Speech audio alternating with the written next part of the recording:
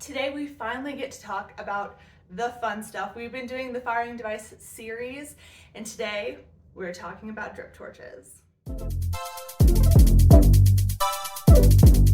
Hi guys, it has been a little bit. We have changed the background. I have moved rooms in our house. So I'm really excited that I have all this fun new stuff, but the best part is that I have my training poster up. One of you sent me a training poster and we will get to it in future videos. I was gonna have it framed, however, it just wasn't happening and I really wanted to get it up, so she's up and I'm loving it. So we have a bunch of new stuff going on, so let's get into it, the fun stuff. So obviously I don't have a drip torch, which I would love to have for this video, but I will just put pictures of it up on the screen for you guys.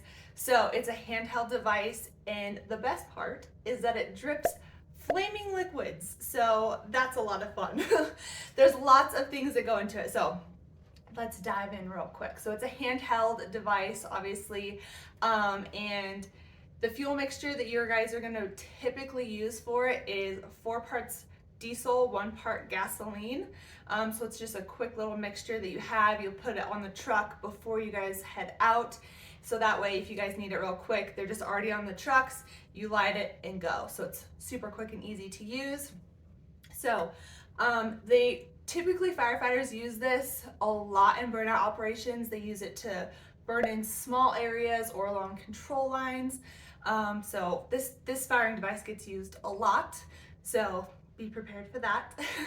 Some of the advantages of the drip torches are it's inexpensive, it's portable, it's easy to use. You just need like a little bit of training on it, not a ton. It has a quick setup time. What else? It is effective in most fuel types, and you can use it in terrain that like other devices can't really get to, or you just want to use that one. So, and it depends on the burnout operations that you're doing. So it depends on the situation, but your leadership will let you know, like, hey, it's drip torch time. So let's talk about the disadvantages. So like I said, you're gonna be carrying them, so it's a handheld device. And I have 2 because sometimes an operator will decide to carry 2 of them because it depends on how far away your refueling supply is. I was on an engine crew, so I was never far from my refueling supply, so I only always carried 1. However, if you are a hot shot or on a hand crew or something like that, you may have a different refueling distance, so you may have to carry 2 at a time. And then also you're gonna have to have a larger crew, so firing operations, depending on the patterns that you're using, which some of them are really, really cool. We can get into that in future videos. But yes, so you're gonna have to have larger crews because depending on the burnout operations and how you're gonna do it, you may need more people to do that. It exposes the firefighter to flammable liquids. You can get it on your clothes, so you have to be very careful of that. What else?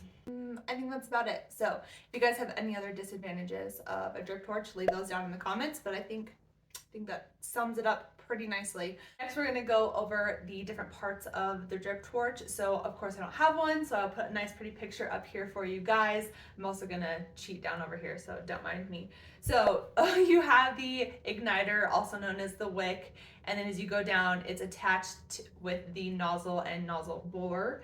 And then you travel down, you have the discharge spout, and then it goes to the tank cover lock ring, which then attaches to the actual tank. On the tank, you will have the vent cap and breather tube, and then also the handle. So we're gonna break down the spout a little bit more. So you can take the spout off when you take the lock ring off, and that detaches from the tank.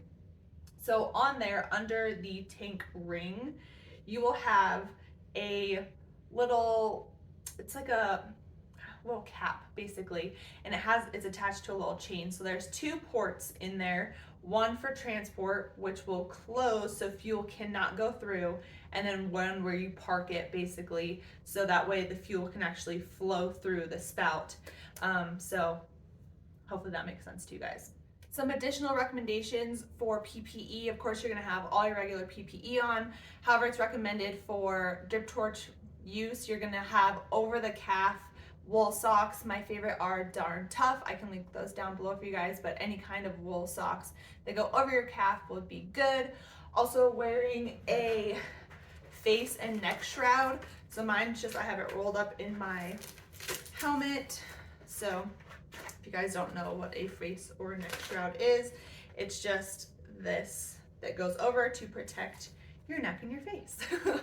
And then also the last recommendation, of course, is always having a full bottle of water on you, or a small fire extinguisher. However, I never had a fire extinguisher on me. You may have one on your truck, but anyways, a full bottle of water just in case your clothes do catch fire from it. You can douse that out. I am sorry I don't actually have a drip torch to go over with you guys to go more in depth, but hopefully in a future video we will have that. But I was hoping that this would just give you a broad overview, an introduction, if you will, to a drip torch. So when you do play with one, that way you are more familiar with it and you kind of have the terminology down at least a little bit. If you guys haven't seen before, if you're new to firefighting, I do have a free guide for you guys to check out to help you get into fire. I think a lot of positions are probably already filled, but I know there's still quite a few that are open. So if you're interested in applying for wildland firefighting, that will really help you out. So you go ahead and check that out down in the description below. Yeah, hopefully this video is helpful. If so, please give it a thumbs up. Don't forget to subscribe, and I'll see you guys in the next one. Bye, guys.